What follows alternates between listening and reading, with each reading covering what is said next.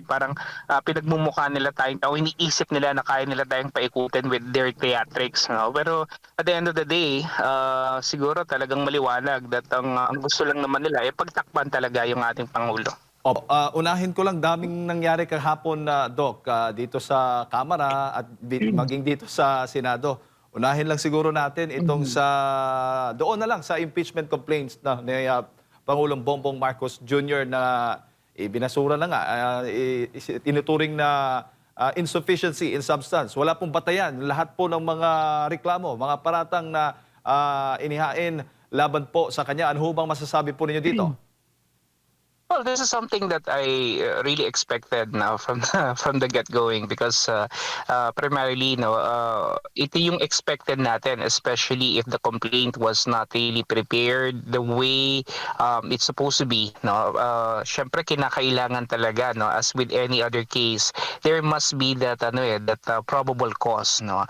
At least magkaroon tayo ng sustansya, magkaroon ng batayan, magkaroon ng laman yung reklamo. Pero nakita naman natin, we cannot have a good and competent impeachment complaint if we are just presenting mere allegations without substantiating at least at the very least some very simple circumstantial evidences. And nakita natin ito dito sa unang impeachment complaint, no. Kaya nga I am very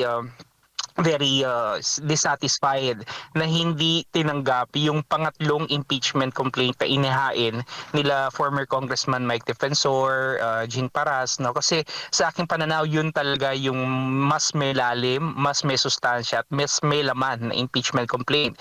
Pero they maneuvered to block it, and yun nga, hindi na nga siya na i-file, no.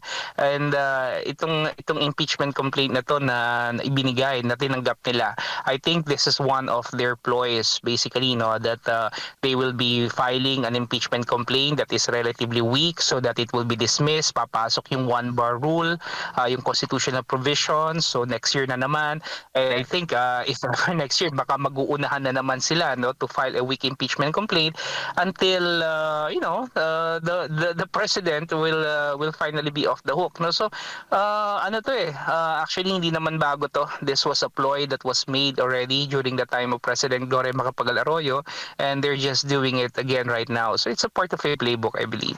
Sa tingin po ninyo, Prof, naapektuhan yung tiwala ng taong bayan dito sa impeachment process dyan sa Kamara? Yes, definitely, no? Dahil nga, in the first place, bakit hindi tinanggap yung ibang mga impeachment complaints, no? Just because the Secretary General is not around. In fact, it's just a ministerial thing na dapat tinatanggap niya, or at least nag-delegate sila ng mga tao na dapat talagang tatanggap nitong impeachment complaint na to, but they did not, no? So that alone is a manifestation na talagang may pinipili sila na mga complaint, and relatively yung mga mahihinang impeachment complaint, yun lang yung kanilang gustong tignan because sa constitution naman natin kasi kinakailangan masatisfy both sufficiency in form and in substance. Ito nga yung una, sinabi nila sufficient in form, nagdrama pa itong si Congressman Abante na kung wari nagwo-walk out pa siya, no, when in fact all the other congressmen there were seen smirking and smiling as if they already know what Congressman Abante will be doing. So all these things, no, parang they add up to the idea that they're just making a mockery of the system, and that parang they're taking the public, parang yun nga, for the word, parang pinagmumukha nila tayong tao, iniisip nila na kaya nila tayong paikutin with their theatrics, no. Pero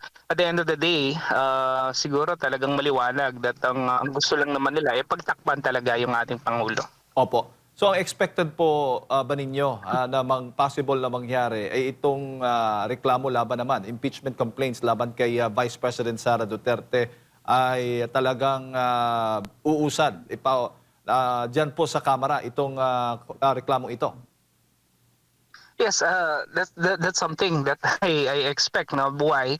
Because kung titingnan natin, if nung 19th Congress, in-endorse nila to sa Justice Committee, and if they're going to file the similar charges right now, I believe wala namang additional charges dito sa kanilang complaint ngayon. So, kumaga by virtue of logic, kung tinanggap nila last year, wala akong nakikitang rason kung bakit i-deny yung acceptance nito ngayon.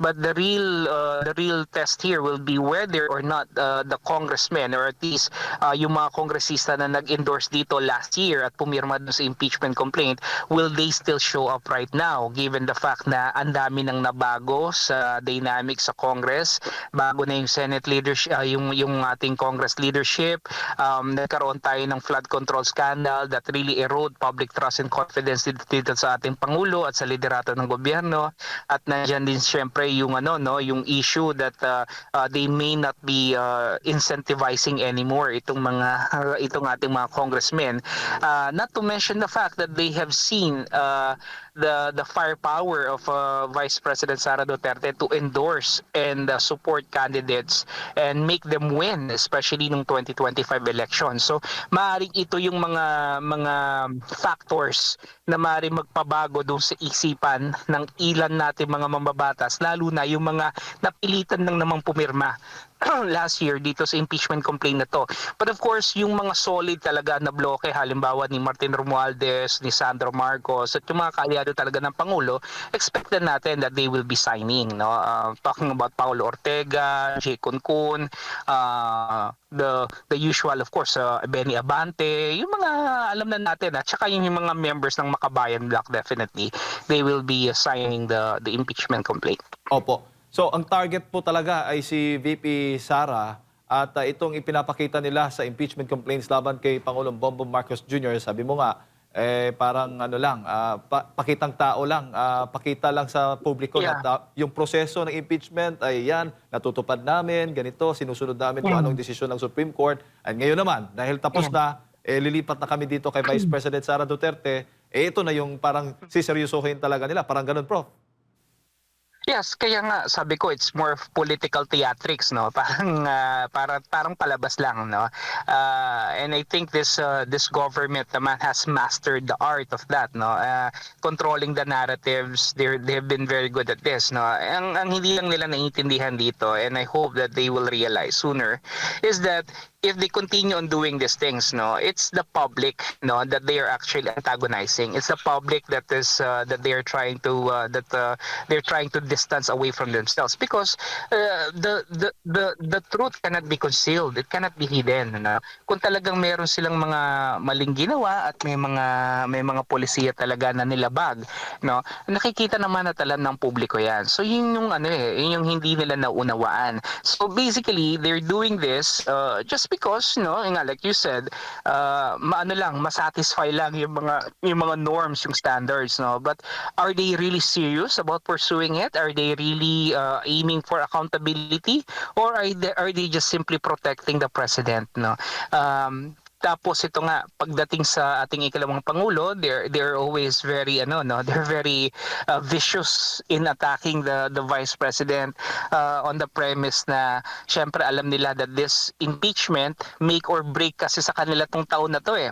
If they will not be able to push forth with the impeachment right now, by 2027 malabo na yan, so talagang kailangan nila tong gawin right now. If they have to work double time, if they need to do alliances, if they need to form coalitions kahit na magkakaaway sila dati, I think they will be doing that, if only to prevent the Sara Duterte train from actually rolling, ika nga, heading into the 2028 elections.